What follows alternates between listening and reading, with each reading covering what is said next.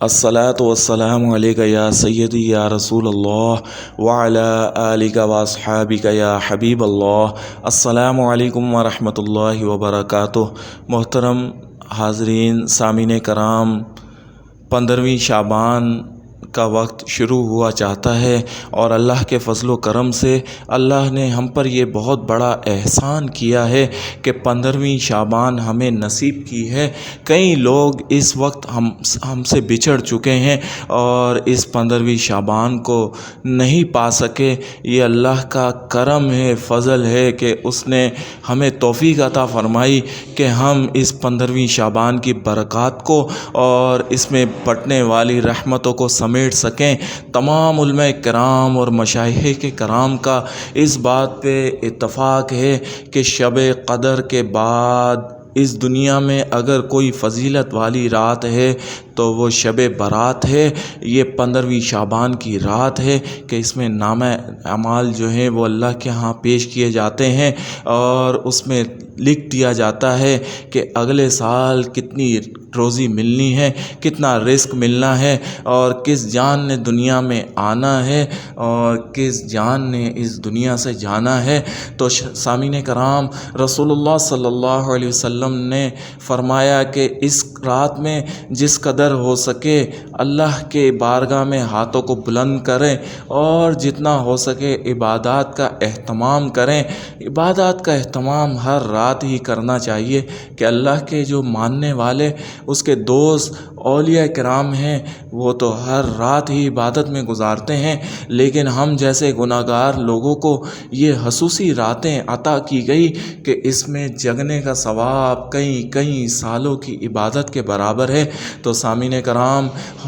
خصوصاً اس رات میں عبادت کا اہتمام کریں۔ مغرب کے بعد ہی عبادت کے لیے بیٹھ جائیں، نہیں تو عشاء کے بعد عبادت کا نظام شروع کر دیں اور اللہ کی بارگاہ میں جھک جائیں۔ آج میں 6 نفل لے کر حاضر ہوا ہوں کہ تمام اولیاء کرام کے معمولات میں یہ شامل رہا ہے کہ 15ویں شعبان کو وہ یہ 6 نفل خاص طور پر پڑھا کرتے تھے اور باقی عبادات اس کے علاوہ ہیں۔ تو تمام سامعین سے میری درخواست ہے کہ خصوصاً ان 6 نفل کا ضرور اہتمام کریں۔ طریقہ کار میں آپ کو بتا رہا ہوں۔ 6 رکعت نماز نفل آپ نے پڑھنی ہے، عشاء کے بعد پڑھ لیں، رات کے کسی بھی پہر پڑھ لیں۔ پہلی 2 رکعت کی نیت اس طرح کرنی ہے کہ یا اللہ مجھے خیر والی لمبی عمر عطا کر اور میری عمر میں برکت عطا فرما دے اور گناہوں سے مجھے بچا لے۔ اور نیت کرنے کے بعد نماز شروع کریں۔ سورۃ الفاتحہ کے بعد سورۃ الاخلاص 7 بار پڑھیں۔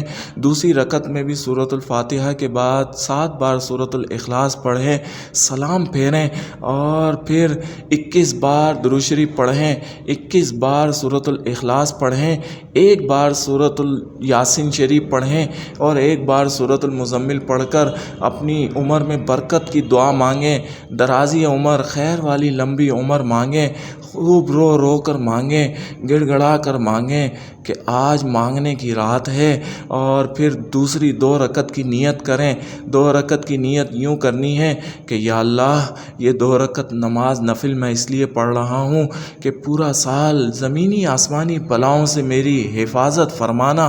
ہر قسم کی شر سے، ہر قسم کی برائی سے مجھے نجات عطا فرمانا، ہر قسم کے حادثے سے میری اور میرے اہل و عیال کی حفاظت فرمانا۔ اور پھر نیت باندھ لیں، نماز شروع کر دیں۔ سورۃ الفاتحہ کے بعد 7 بار سورۃ الاخلاص پڑھیں، دوسری رکعت میں بھی سورۃ الفاتحہ کے بعد 7 بار سورۃ الاخلاص پڑھیں، سلام پھیریں، 21 بار درود شریف پڑھیں، 21 بار سورۃ الاخلاص پڑھیں، 1 بار سورۃ یاسین شریف پڑھیں اور 1 بار سورۃ المزمل پڑھیں اور پھر اللہ سے گڑ گڑا کر بلاؤں سے حفاظت، زمینی آسمانی بلاؤں سے نجات مانگیں اور رو رو کر مانگیں کہ مانگنے کی رات ہے۔ اور پھر دوسری یعنی چھٹی 2 رکعت نماز نفل کی نیت کر لیں۔ اس کی نیت آپ نے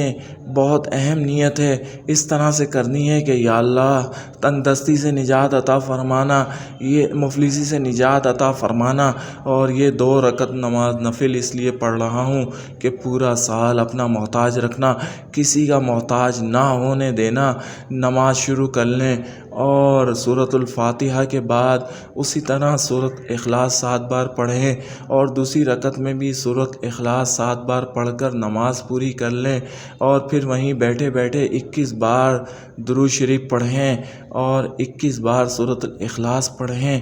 1 بار سورۃ یاسین شریف پڑھیں، 1 بار سورۃ المزمل پڑھیں، اور پھر درود شریف پڑھ کر اللہ کریم کی بارگاہ میں اپنے ہاتھوں کو بلند کر لیں۔